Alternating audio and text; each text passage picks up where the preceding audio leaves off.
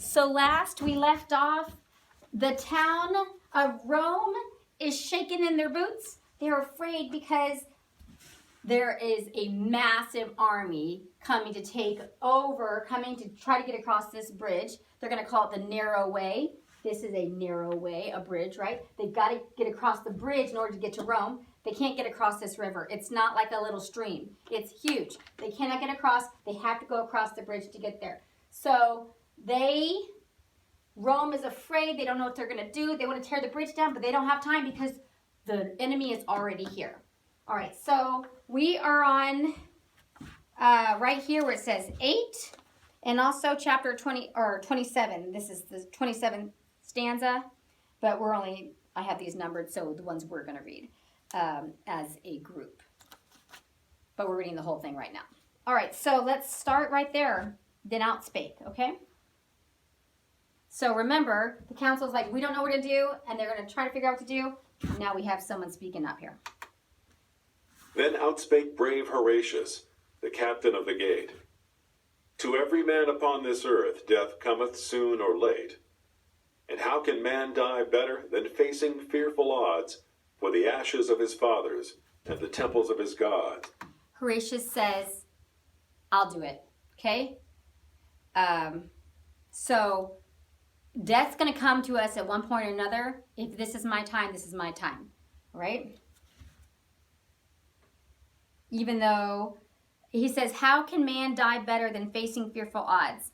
He's saying this is probably not going to happen, but what a better way to die, right? Okay. And for the tender mother who dandled him to rest, and for the wife who nurses his baby at her breast, and for the holy maidens who feed the eternal flame, to save them from false Sextus that wrought the deed of shame.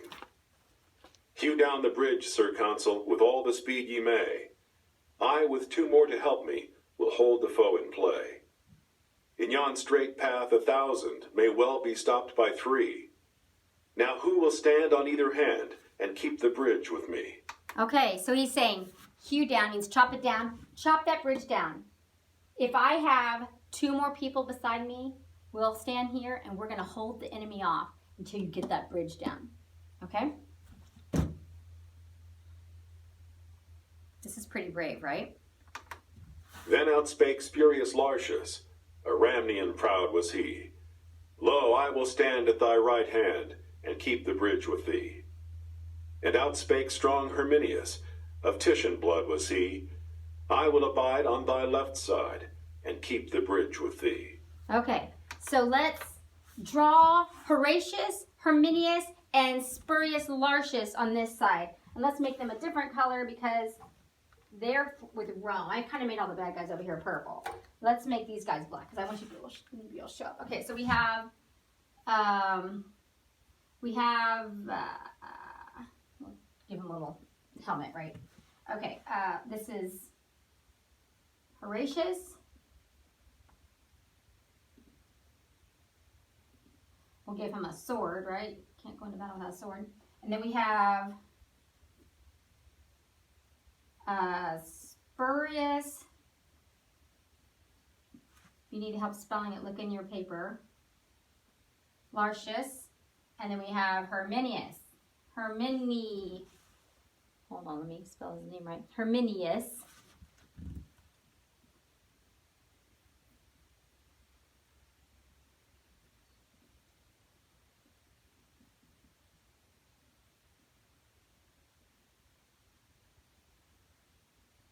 Okay, Herminius, these are Romans. They're going to fight these bad guys off while they have Rome up here chopping down this bridge, all right? All right, let's keep reading. We are on number 31 right here. Horatius, quote the consul. The consul is like the leader of Rome. Consul, as thou sayest, so let it be. And straight against that great array, forth went the dauntless 3. There they go. For Romans in Rome's quarrel spared neither land nor gold, nor son, nor wife, nor limb, nor life, in the brave days of old. Then none was for a party. Hold on, I'm going to stop right there. I love this next part. It talks about how it doesn't matter now, no matter what political party they were a part of, it didn't matter anymore. Now they're all Romans and they're fighting for one cause. Okay, sorry, I had to split that in the middle. Then all were for the state. Then the great man helped the poor, and the poor man loved the great. Then lands were fairly portioned. Then spoils were fairly sold. The Romans were like brothers in the brave days of old. Now Roman is to Roman more hateful than a foe, and the tribunes beard the high, and the fathers grind the low. As we wax hot in faction, in battle we wax cold. Wherefore men fight not as they fought in the brave days of old. Now while the three were tightening their harness on their backs, the consul was the foremost man to take in hand an axe. And fathers mixed with commons seized hatchet, bar, and crow, and smote upon the planks above, and loosed the props below. Meanwhile the Tuscan army, right glorious to behold, come flashing back the noonday light, rank behind rank, like surges bright of a broad sea of gold. 400 trumpets sounded a peal of warlike glee, as that great host with measured tread and spears advanced, and ensigns spread, rolled slowly towards the bridge's head, where stood the dauntless three. Okay, so this gold, let me see where it says it. This all this broad sea of gold, it's all their shields and their helmets and all their armor and their weapons. Okay, it's just a sea of gold, all you can see. And there was 3 guys standing here ready to fight them. All this massive army, 3 guys. Okay, and meanwhile, even the consul and everybody's getting word. Rome is getting together and tearing down this bridge as fast as they can. All kinds of people from all walks of life tearing down this bridge. The 3 stood calm and silent and looked upon the foes. And a great shout of laughter from all the vanguard rose. They're laughing at them. And forth 3 chiefs came spurring before that deep array. To earth they sprang, their swords they drew, and lifted high their shields and flew to win the narrow way. Honus from green Tifernum, lord of... Okay, so they come looking at him. They see these just 3 guys, 3 soldiers versus thousands. They start laughing like, what? This is your defense? Right? So they're laughing at him. And it's going to talk about all the people coming in who are coming in to fight. All right. ...of vines, and Sais, whose 800 slaves sicken in Ilva's mines, and Picus, long to Clusium, vassal in peace and war, who led to fight his Umbrian powers from that grey crag where, girt with towers, the fortress of Nequinum lowers o'er the pale waves of Nar. Stout Lartius hurled down on us into the stream beneath. Herminius struck at Sais, and clove him to the teeth. At Picus, brave Horatius darted one fiery thrust, and the proud Umbrians' gilded arms clashed in the bloody dust. Can you imagine the fighting? This is the fight. Then Ocnus of Phalerii rushed on the Roman 3, and Lausulus of Ergo, the rover of the sea, and Aruns of Volsinium, who slew the great wild boar that had his den amidst the reeds of Cossa's fen, and wasted fields and slaughtered men along Albinia's shore. Herminius smote down Aruns, Lartius laid Ocnus low. Right to the heart of Lausulus, Horatius sent a blow. Lie there, he cried, fell pirate. No more aghast and pale, from Ostia's walls the crowd shall mark the track of thy destroying bark. No more Campania's hinds shall fly to woods and caverns when they spy thy thrice accursed sail. But now no sound of laughter was heard among the foes. A wild and wrathful clamor from all the vanguard row. All right, so these 3 men, these 3 brave men, had now cut down several of the people they're fighting, these leaders. And so now the people who are just laughing are not laughing anymore, right? Oh, they can actually fight. Okay, now I'm mad. All right. We're about line 344, I think. 6 spears' lengths from the entrance halted that deep array, and for a space no man came forth to win the narrow way. A little bit different wording. But hark, the cry is Astur, and lo, the ranks divide, and the great Lord of Luna comes with his stately stride. Upon his ample shoulders clangs loud the fourfold shield, and in his hand he shakes the brand which none but he can wield. He smiled on those bold Romans, a smile serene and high. He eyed the flinching Tuscans, and scorn was in his eye. Quoth he, the she-wolf's litter stands savagely at bay, but will ye dare to follow if Astur clears the way? So, who's this she-wolf's litter? You know what that is, right? Romulus and Remus raised by a wolf. This Rome now is considered her litter, okay? It's just poetic that they're doing that.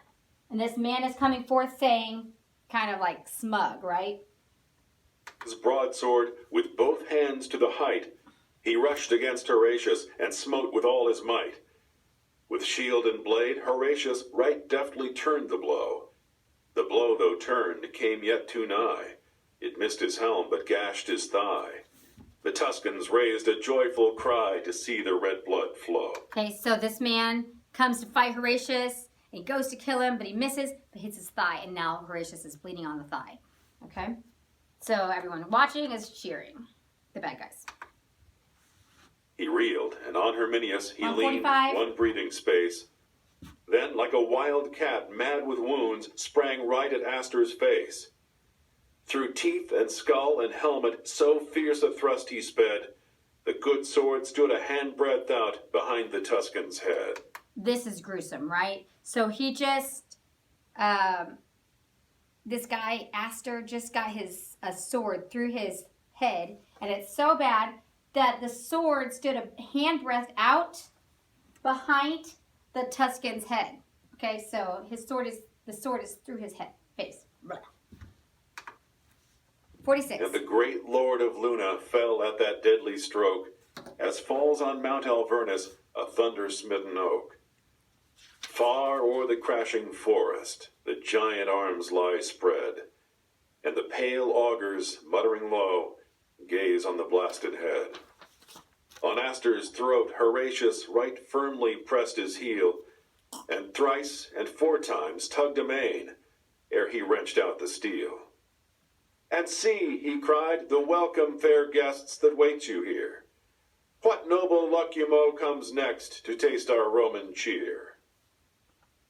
But at his haughty challenge a sullen murmur ran, mingled of wrath and shame and dread, along that glittering van. There lacked not men of prowess, nor men of lordly race, for all Etruria's noblest were round the fatal place. But all Etruria's noblest felt their hearts sink to see, on the earth the bloody corpses, in the path the dauntless 3. Look, this is Etruria, Etruscans, Etruria. They're going to call it that too. Let me write that up there for you guys.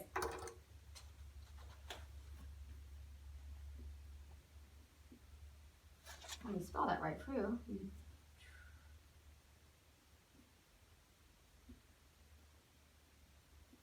Okay, so they look, and now they're kind of seeing, they are leaving, these people are leaving a wake of bodies behind, all right? There's lots of bodies. Keep going in about 410, I think. And from the ghastly entrance where those bold Romans stood, all shrank, like boys who unaware, ranging the woods to start a hare, come to the mouth of the dark lair where, growling low, a fierce old bear lies amidst bones and blood. Was none who would be foremost to lead such dire attack, But those behind cried, "Forward!" And those before cried, "Back!" Okay, so these people are like saying, the people in the back are saying, let's go, let's go. The people in the front who are seeing what's going on, let's move back. Okay. And backward now and forward wavers the deep array, and on the tossing sea of steel, to and fro the standards reel, and the victorious trumpet peal dies fitfully away. Yet one man, for one moment, strode out before the crowd. Well known was he to all the three, and they gave him greeting loud. "Now welcome, welcome, Sextus! Now welcome to thy home. Why dost thou stay and turn away? Here lies the road to Rome." Sextus, moving forward, he is the worst of all the enemies, right? He's the one who's got ousted from the city for being a criminal, and now he comes to them, and this is what they're saying to him. "Thrice looked he at the city, thrice looked he at the dead. 3 times he looks at the city, 3 times he looks at the dead people. Thrice came on in fury, and thrice turned back in dread. And white with fear and hatred scowled at the narrow way, where wallowing in a pool of blood, the bravest Tuscans lay." Okay, so now he's looking at everything. He kind of moves forward to the front of the line. He's looking at all these people that these 3 have already killed. So let's just add.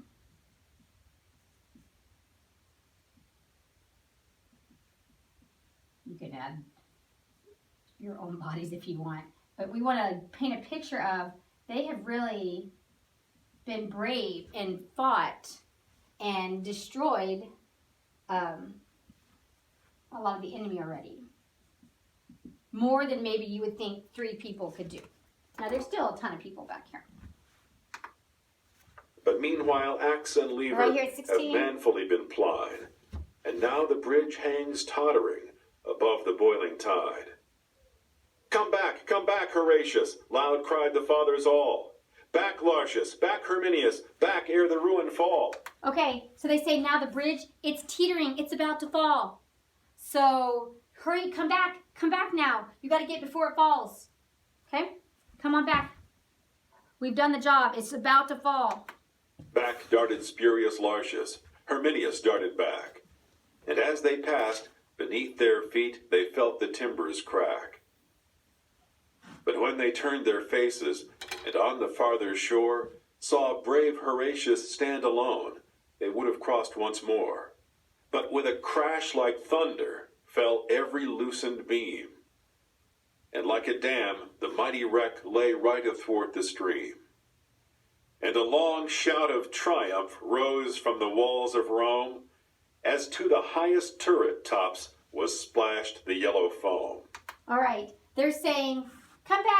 And so Spartius and Lucius get across, but right as they're getting across, they see Horatius hasn't made it yet. And just as they're thinking, oh, we'll come back and help him, the bridge falls, and the bridge is gone. It's left in the yellow foam, it says, right? So there's no more bridge. And now we have, you do not have to erase all your people, but now we have only Horatius over here by himself and no more bridge. So let me fix the water here. The water is rushing. And it talks about how the Rome is cheering. They're so happy that bridge went down. They are safe. Okay, let's keep reading. So 56 right here at the bottom. And like a horse unbroken, when first he feels the rein, the furious river struggled hard and tossed his tawny mane, and burst the curb and bounded, rejoicing to be free. That's the bridge. And whirling down in fierce career, battlement and plank and pier rushed headlong to the sea. So we're going to stop there. You'll have to come back if you want to know the exciting conclusion of this story. Horatius is left here, and all Rome is here, and he's here. One guy, one Roman against all these bad guys.